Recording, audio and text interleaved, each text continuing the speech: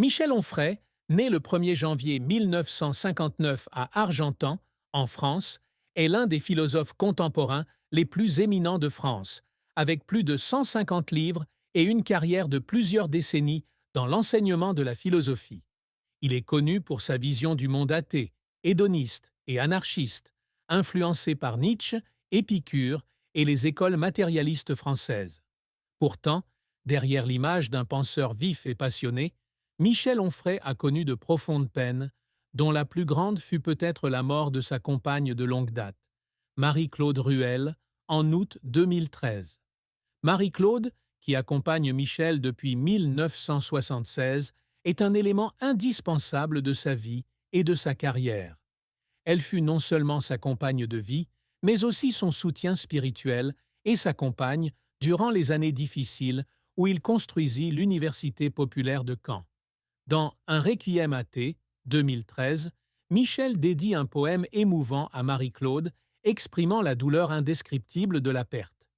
Elle était ma lumière, ma raison de continuer, et quand elle est partie, j'ai eu l'impression qu'une partie de moi était morte, a-t-il écrit. Je ne sais pas comment vivre sans elle, confiait-il dans une interview au Point en 2019. J'ai dû réapprendre à respirer, à exister. Cette tristesse était rendue d'autant plus poignante par les graves problèmes de santé auxquels Michel a été confronté dans les années précédentes et suivant le décès de Marie-Claude. Il avait été victime d'une crise cardiaque en 1987 à l'âge de 28 ans, puis d'un accident vasculaire cérébral provoqué par une infection en Mauritanie dans les années 1990. Ces expériences de mort imminente l'ont rendu plus sensible à la fragilité de la vie, et la mort de Marie-Claude a amplifié ce sentiment de perte. Quand on perd la personne qu'on aime le plus, non seulement on la perd, mais on perd aussi une partie de soi-même, du monde qu'on a construit avec elle, a-t-il déclaré sur France Culture. La douleur de la perte de Marie-Claude n'était pas seulement un événement personnel, mais a également profondément influencé la pensée philosophique de Michel. Il a commencé à mettre davantage l'accent sur l'aspect hédoniste et l'importance de vivre pleinement dans le présent, comme moyen de faire face à la douleur. Dans Cosmos, 2015, qu'il qualifie de premier vrai livre, il écrit « Nous devons vivre intensément, car la mort est toujours aux aguets et ne donne jamais d'avertissement. Cette tristesse, bien que moteur de la créativité, reste une cicatrice qui ne guérit jamais dans le cœur de Michel Onfray. » Michel Onfray était un philosophe, écrivain et éducateur dont la carrière prolifique a été marquée à la fois par de grands succès et par de graves défis.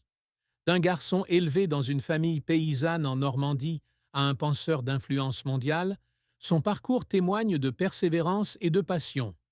Michel a commencé sa carrière comme professeur de philosophie dans un lycée technique de Caen de 1983 à 2002.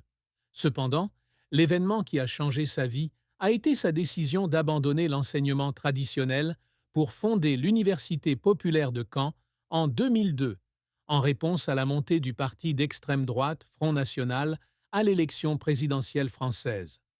Avec son modèle gratuit, sans inscription ni diplôme, l'Université populaire est devenue un phénomène culturel, attirant des milliers de participants et se répliquant dans des villes comme Lyon, Arras et Narbonne. Ces conférences, diffusées sur France Culture, ont rapproché la philosophie du public, depuis des sujets comme l'hédonisme jusqu'à l'histoire de la philosophie occidentale. Michel est également un auteur extrêmement prolifique, avec plus de 150 livres, dont plusieurs sont devenus des best-sellers. Traité d'athéologie, 2005, traduit en anglais sous le titre Atheist Manifesto, a été un ouvrage marquant, se classant en tête des listes de best-sellers en France et en Italie pendant des mois. Ce livre, avec ses arguments acerbes contre la religion théiste, a valu à Michel une renommée mondiale. Il a également remporté le prix Médicis en 1993 pour la sculpture de soi, une œuvre qui explore la construction de soi à travers le prisme du plaisir. Le projet Contre-histoire de la philosophie, 2006 à 2013, composé de 9 livres, est une autre réalisation dont Michel est fier. Il y remodèle l'histoire de la philosophie en se concentrant sur des courants de pensée oubliés tels que le matérialisme, l'hédonisme et l'athéisme de l'Antiquité au XXe siècle.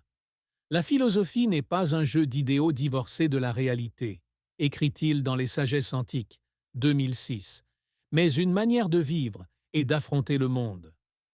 Michel a également fondé l'Université populaire du goût en Argentine en 2006, dans le but de sensibiliser le public à la gastronomie comme forme de philosophie pratique. Bien que le projet se soit ensuite transformé en événement de performance, il reflète toujours son esprit créatif implacable. Échec.